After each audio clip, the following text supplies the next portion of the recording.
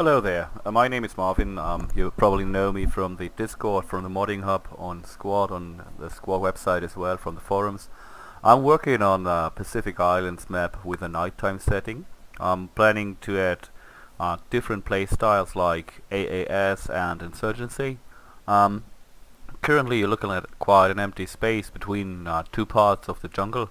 I'm going to fill up those open spaces with foliage. I'm going to use several several variations of palm trees and a few bushes and shrubs and most probably plants as well.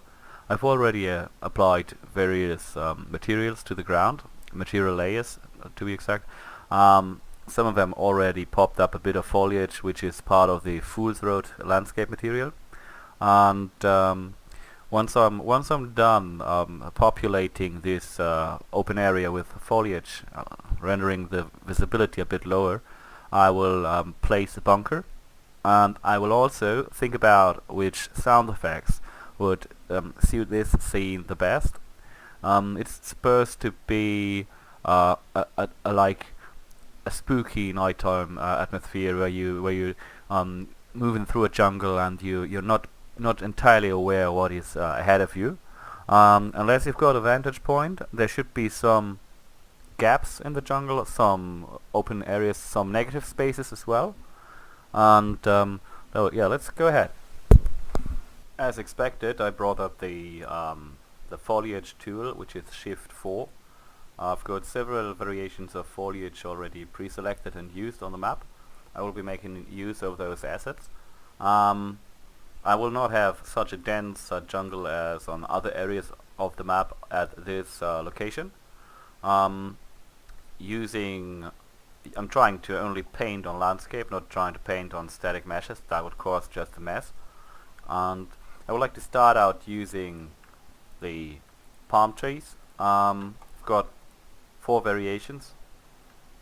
I will also simply select the large trees, which are also going to be adding a bit shadows onto the map. Well, it's not okay, but you will see what I talk about in a moment. I don't want to lose overview over the area. It's easy to get confused for me as well because everything looks kind of the same, to be honest. So I'm switching from lit to unlit. Now you see what we're talking about. And I would also like to only put the foliage, the trees especially, on this brown leafy, rocky ground, while the green ones shouldn't have that much trees, at least in my expectations. Also like these rocky, muddy rocky thingy layer as well, where I don't want to place that much trees. I will have to increase the amount which I'm placing on the other parts. I'm not using any function or something. I'm just painting them by hand with a brush.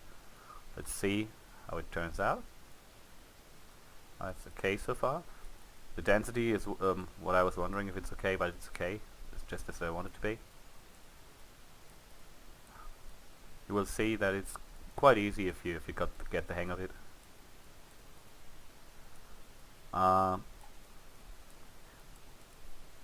This is of course not going to be the final result. It's just the beginning of what I'm expecting it to be. If I don't feel okay with it, I can easily remove it within just a few moments of notice. It just goes real fast. If you know what you're doing, you can add and remove foliage like this quite easily, quite fast. I've also paid attention to the amount of foliage, not only the kinds of foliage and the size, but also the amount. There's some aesthetic things about this which I really like. I also made sure that the trees are somewhat aligned towards the sky and not at a much of a slope. Let's see, I want to have a few palm trees on the beach as well, like that. You can easily remove something by keeping the shift key pushed, but you already know that, I guess. This is the kind of tree that I don't want to be there, but I like the palm trees. Hold on. Keep going, and you're gonna be removed as well. Okay, Okay, and look, already it looks a bit different, tad different, I guess. It's gonna be good in its result. Once I switch back to the lit mode, it will be looking good, I'm certain.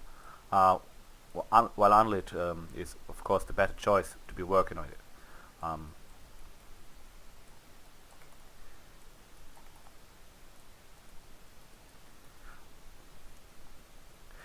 If you have proper LODs on your models, you can use a lot of foliage. You will also have to make mind about the visibility though, and other things.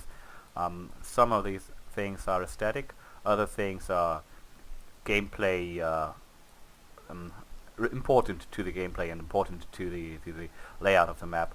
You will get used to it. You will know what looks good. You will know what works out. You will understand what's shitty, and you will keep on improving just by having fun. Basically, this is fun for me, and it's great creative wealth where I can unleash my creativity.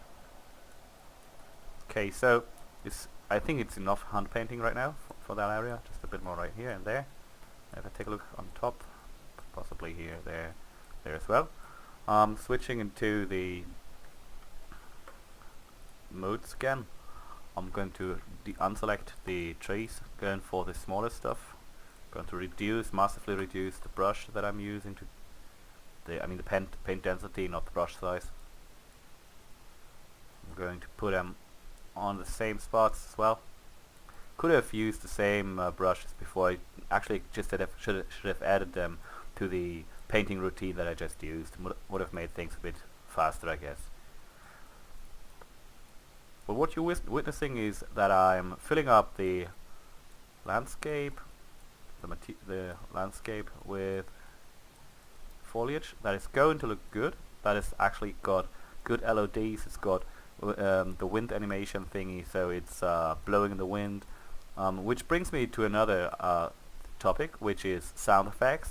I will need to make use of good sound effects, which represent the movement of the foliage, the particular time of the day. At night, you're going to have somewhat different sound effects than at day, if we're talking about ambient generic sounds.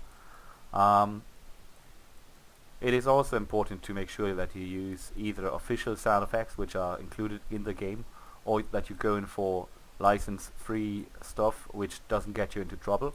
It is very important not to steal stuff. It is important to make mind about what you use and what you're making use of.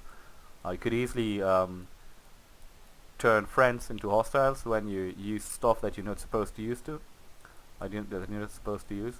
But that's obvious rules, and I think anyone working in the creative branch does make mind about that stuff. Of course, I'm happy to see if people use what I create in some ways, but I want to make sure that there is a mutual agreement about that. So I'm making progress. Hold on, let me just remove a bit of that. I'm making progress with the foliage, and you will see once I switch back into the first-person view, or well, lit camera view preview. This is going to be looking quite good. I expect.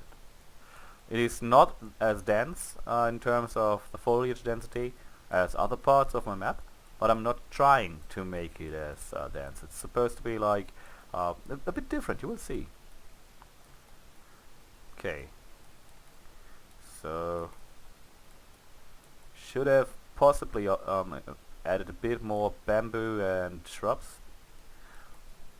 Might still manipulate the landscape, the terrain itself, because there's like, well, no, it's okay as it is, I guess. Let's see. So we're switching back into the lit preview mode in just a few seconds. Modes. Let me switch into the regular mode, and we'll switch into lit, and there we go.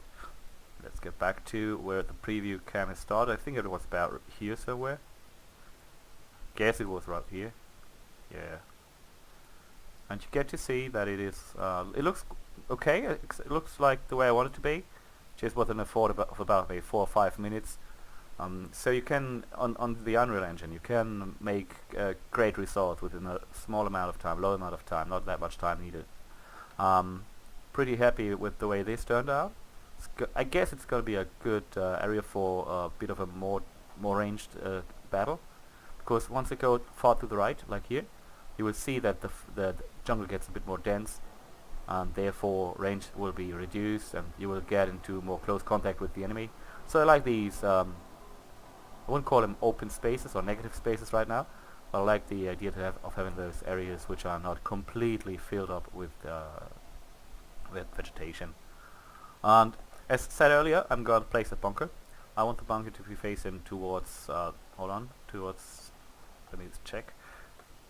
Yeah, I want it to be facing from the rocks towards the ocean. Ocean is that direction, and facing down that little thingy over here. So I'm most probably gonna place it like this, on this position. Let me just see. Get back into unlit view screen mode. Okay, so I've set up a bunker, one of many fighting positions and bunkers that I've set up along my map. As you can see, once you're inside of it, you can look down that way. You can take a look to the right, to the left, and if you're standing, you can take a look down, see if someone was approaching you real close. I like having those fighting positions all over the map. This is just a bunker, which is overlooking quite a long distance, as you can see. But there's other positions and buildings and stuff that I added. For example, these huts, which need to be cleaned up. There's a bit of foliage in there which shouldn't be there, but at the same time it looks like it's grown through the floor, which is cool on the other hand. But I'm going to get rid of it. I just click like here and there. This is probably not going to make a big difference on the frame rate, but I like to get rid of what is not necessarily visible or blocking the view to gameplay relevant paths or approaches. So let's just scroll over the map a little. I'm going to show you another bunkers and towers and stuff that I built. Like over here, you know, the blueprint tower thing. Let me just switch back to unlit. On top of these rocks, it provides great overwatch over the beach. I'm going to switch into play mode for the moment. So if you're in there, you can easily see if someone's sneaking up the beach. You can also take a look into the more dense jungle, which is where the real creepy stuff might happen.